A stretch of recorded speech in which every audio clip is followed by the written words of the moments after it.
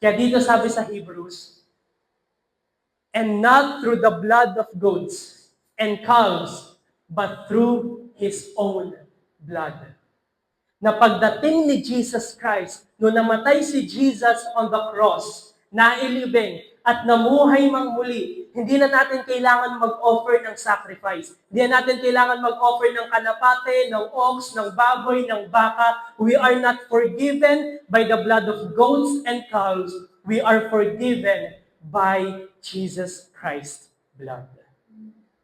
Ano sabi dito sa Hebrews? He entered the holy place once for all, having obtained eternal redemption. Kasi sa Old Testament, kailangan mag-offer sila. Kapag nagkasala sila, offer. Kapag nagkasala sila ng Monday, mag-offer. Kapag nagkasala sila ng Wednesday, mag-offer. Pero dito, He entered the holy place once and for all. It is an eternal redemption.